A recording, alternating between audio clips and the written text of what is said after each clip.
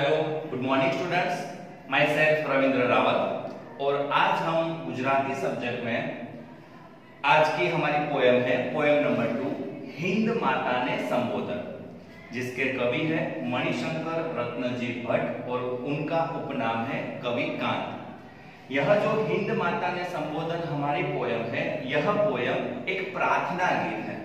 तो इस कविता में कवि ईश्वर से और भारत की भूमि से क्या प्रार्थना करते हैं उसके रिगार्डिंग आज हम इस पोयम में पढ़ने वाले हैं। आप सभी जानते हैं कि हम सब भारत देश के वासी हैं। भारत देश में अलग अलग धर्म और जाति के लोग पाए जाते हैं। सभी में अलग अलग रीति रिवाज त्योहार वो लोग मनाते हैं, फिर भी वो सब एक समान होकर भारत की रक्षा करते हैं। तो आज की इस पोयम में हम पढ़ने जा रहे हैं हिंद माता ने संबोधन, मणिशंकर रत्नजी भट्ट की जो प्रार्थना गीत है उसके बारे में। स्टार्ट करते हैं। ओ हिंद देवभूमि संतान सौ तमारा, करिए मणिने वंदन स्वीकार जो अमारा। यानी कि हे भारत माता, हे देवोनी भूमि, अमे तारा संतान छे। संतान मीन्स बाप। ओके, हम शब्द शब्द भी साथ में लिखते जाएंगे।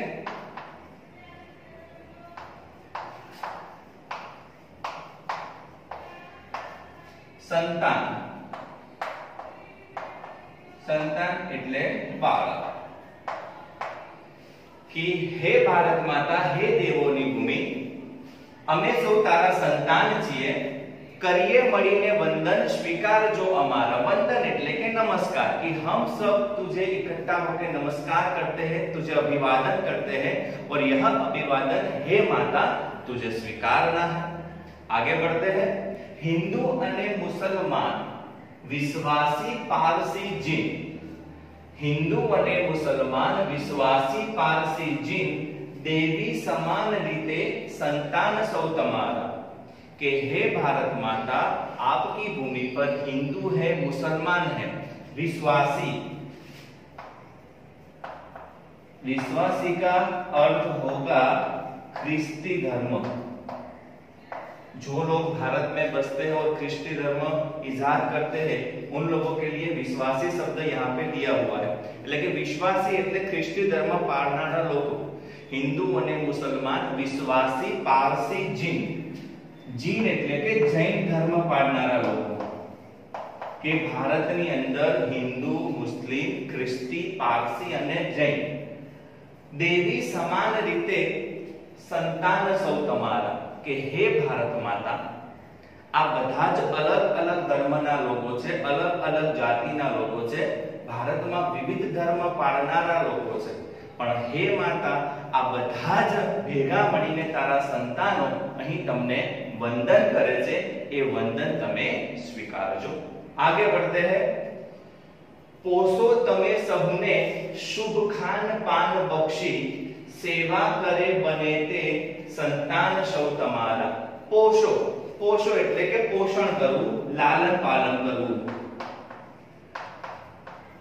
પોષો એટલે કે પોષણ કરવું। કે હે ભારતની ભૂમિ, તમે ભારતમાં વસનારા લોકોનું પોષણ કેવી રીતે કરો છો? તો શુભ ખાન પાન બક્ષી, સારું ખાવાનું અને સારું પીવાનું, એટલે કે સારું જે ભોજન છે એ ભારતની ભૂમિ પર ખેડૂતો દ્વારા પેદા કરવામાં આવે છે, મીઠા પાણીના સરોવરો છે, એટલે આવી રીતે તમે ભારતના લોકોનું લાલન પાલન એટલે કે એમનું પોષણ કરો છો। સેવા કરે બને તે સંતાન સૌ તમારા। हे माता, जे तारी सेवा करे छे। हम सभी जानते हैं कि भारत की भूमि की रक्षा हमारे वीर सपूत जो देश की बॉर्डर पर खड़े हैं और उनकी रक्षा करते हैं। तो मेरा भी आपसे क्वेश्चन है कि क्या हमारे देश के जवानों ने ही यह ठेका ले रखा है कि वही देश की सेवा करेंगे? क्या मुसीबत आने पर हम लोग इकट्ठा होकर देश की सेवा नहीं कर सकते? तभी यहाँ पे कहा है कि सेवा करे बने थे संतान सौ तमारा। जो आपकी तहे दिल से सेवा करेगा वही आपकी संतान माना जाएगा। ओके, चलो आगे बढ़ते हैं। રોગી અને નિરોગી, નિર્ધન અને તવંગર, જ્ઞાની અને નિરક્ષર, સંતાન સૌ તમારા. કે ભારતની ભૂમિ પર રોગી લોકો પણ વસે છે, નિરોગી લોકો પણ વસે છે. એટલે કે જે રોગી લોકો છે એ પણ તમારા સંતાન છે, નિરોગી લોકો છે એ પણ તમારા સંતાન છે. निर्धन અને તવંગર. निर्धन मीन्स गरीब, निर्धन का मीनिंग क्या होगा? गरीब. और तवंगर मीन्स अमीर या पैसादार. कि भारत की भूमि पे बसने वाले गरीब लोग और पैसादार लोग वो भी आपकी संतान है. आगे ज्ञानी અને નિરક્ષર, संतान सौ તમારા. ज्ञानी यानी कि पढ़े लिखे लोग और निरक्षर એટલે કે અભણ. નિરક્ષર એટલે કોણ? અભણ લોકો. નિરક્ષર એટલે કે અભણ, કે જેને પુસ્તકનું કોઈ પણ જ્ઞાન નથી, કે એ પુસ્તક કે કદી સ્કૂલે પણ ગયા નથી, કે એમને અક્ષર વાંચન પણ નથી, એવા લોકોને નિરક્ષર કહેવામાં આવે છે. એટલે કે હે ભારતની ભૂમિ, તારી ભૂમિ પર રોગી લોકો, નિરોગી લોકો, ગરીબ લોકો, પૈસાદાર લોકો, ભણેલા અને ન ભણેલા એટલે કે અભણ લોકો પણ છે, એ બધા જ તારા સંતાન છે.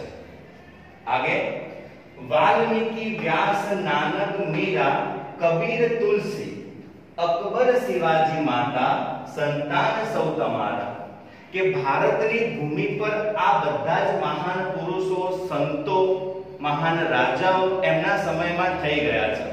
અને આ બધા જ અલગ અલગ ધર્મના, અલગ અલગ જાતિના હોવા છતાં પણ બધા તારા સંતાન છે. वाल्मीकि हम जानते हैं कि भी जिन्होंने रामायण लिखा था, बट वाल्मीकि जी का इतिहास कुछ और है. क्यों? रामायण लिखने से पहले वो एक रॉबर थे. जंगलों में आते जाते पदयात्रियों को लूटा करते थे. बट जब उनका हृदय परिवर्तन हुआ, जब उन्हें ज्ञान हुआ कि भी ये सब जो मैं किसके लिए कर रहा हूँ, मेरे परिवार के लिए, बट मेरे पाप के हिस्से में मेरा परिवार भागीदार नहीं है, मेरा साथ नहीं देगा, तब जाके उनका हृदय परिवर्तन हुआ और वो महान ऋषि बने. फिर वेद व्यास जिन्होंने महाभारत की रचना की थी, गुरु नानक जिन्हें हम जानते हैं सिख धर्म को भारत में लाने वाले, उनका प्रचार करने वाले. मीरा एक कृष्ण भक्ति की ऐसी प्रतिमा है कि अगर मीरा के जीवन में कृष्ण के अलावा और कोई नहीं है. एक राजपुतानी होने के बावजूद भी वो कृष्ण भक्ति में इतना लीन थी कि उनके सारे पद, उनकी सारी रचनाएं, उनके सारे भजन सब कृष्ण पर ही आधीन हैं. आगे कबीर और तुलसी. कबीर और तुलसी जी को तो हम जानते ही हैं, इनके दोहे भी बहुत प्रचलित हैं. कहीं ना कहीं आपने सुना ही होगा ना कि काल करे सो आज कर, आज करे सो अब, पल में परलय होएगी, बहुरी करेगा कब. तो ये जो दोहे हैं सिर्फ 2 लाइन के ही होते हैं, बट उनका भावार्थ बहुत गहरा होता है. तो ऐसे ही रचनाएं देने वाले कबीर और तुलसी. अकबर एक मुगल शासक होने के बावजूद भी आज भारत में उनका नाम लिया जाता है. 15 साल की उम्र में दिल्ली की गद्दी संभालने वाले ये मुगल शासक अकबर एक भारत के इतिहास में महान राजा है. उसके बाद आते हैं शिवाजी, मराठा साम्राज्य के एक लौते ऐसे राजा जिन्होंने 16 साल की उम्र में अपना किला जो छीना हुआ था उन्होंने वो वापस जीत लिया था. तो ये सभी वाल्मीकि, व्यास, नानक, मीरा, कबीर, तुलसी, अकबर, शिवाजी, हे माता, આ બધા જ તારી ભૂમિ પર જન્મ્યા છે અને આ બધા જ તારા સંતાનો છે. આગે बढ़ते સૌની સમાન માતા, સૌએ સમાન તેથી, ना उच्च नीच कोई, संतान सौ तुम्हारा. कि हे भारत की भूमि, हे हिंद माता, तेरी जमी पे पैदा होने वाले सभी के सभी लोग एक समान हैं. ना ही कोई ऊंचा है, ना ही कोई नीचा है. ये जो जात पात है, छूत अछूत का भेद है ना, ये हम लोगों ने पैदा किया है कि ये नीची जाति वाला है, ऊंची जाति वाला है. बाकी भारत माता सभी को एक समान कहती है. तभी यहाँ पे कवि कहते हैं सौनी समान माता, के भारत की भूमि बधानी माटे समान है.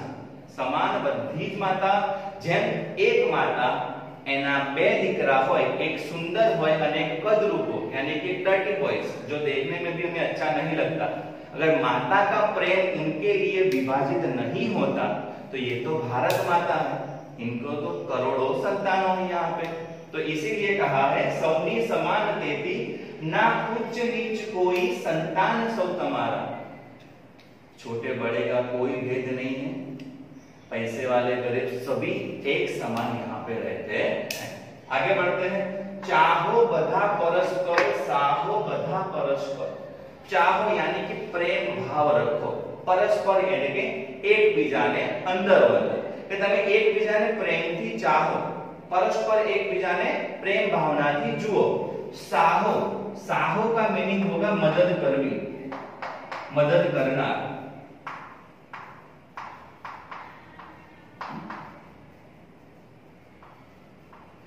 मदद करना, साहो का मीनिंग क्या होगा? मदद करना। वो प्रभास की मूवी मत समझ लेना साहो, हाँ उसमें हेल्प की भावना ही बताए हुए, पर साहो, साहो मीन्स क्या होगा? साहो बधा परस्पर, तमे बधा ज एक बीजाने मदद करो, एक बीजाने प्रेम भावनाथी जुओ, कोईनी साथे भेदभाव तमे राखशो नहीं, ए प्रार्थना करे आ संतान सौ तमारा। के हे भारत मुनि, અમે બધા સંતાનો ભેગા મળીને આ પ્રાર્થના કરીએ છીએ કે અમારું રક્ષણ કરજે, અમે તારું વંદન અભિવાદન કરીએ છીએ અને અમે તારા સંતાનો છીએ, અમારામાં કોઈ જ પ્રકારનો ઉચ્ચ નીચનો કોઈ ભેદભાવ નથી, અમે બધા એક મળીને રહીએ છીએ અને પ્રેમ ભાવથી તારું પૂજા અર્ચના અને પ્રાર્થના કરીએ છીએ, તો હે માતા અમારા વંદન સ્વીકારજે। तो स्टूडेंट्स यहाँ पे हमारी यह पोएम फिनिश होती है। तो एक बार फिर से मैं कहना चाहता हूँ कि यह जो पोएम है हिंद माता ने संबोधन एक प्रार्थना गीत है, यानी कि कवि एक संतान की तरह अपनी माता को प्रार्थना करते हैं कि भारत में बसने वाले सभी के सभी इंसान, सभी के सभी स्त्री है, पुरुष है, छोटे बच्चे हैं, बुजुर्ग है, सभी लोग वो भारत माता की संतान है और भारत माता ना ही उनमें कोई भेदभाव रखती है, चाहे वो हिंदू हो, मुसलमान हो, ख्रिस्ती हो, पारसी हो, जैन हो, सिख हो, कोई भी धर्म का इंसान क्यों ना हो, माता उसमें कोई भेदभाव रखती नहीं है। इसलिए कहा गया है कि हम सब एक है। भारत માટે કહેવાય છે કે ભારત વિવિધતામાં એકતા ધરાવતો દેશ છે, અલગ અલગ ધર્મના લોકો ભલે રહેતા હોય પરંતુ બધા જ કોઈ પણ તહેવાર હોય એ મોટા ભાગે સાથે અને ભેગા મળીને ઉજવે છે। तो यहाँ पे हमारी ये पोएम फिनिश होती है। अगर आपको कोई डाउट्स होगा तो जब हम ऑनलाइन सेशन में मिलेंगे तो क्लियर करेंगे। तब तक के लिए टेक केयर और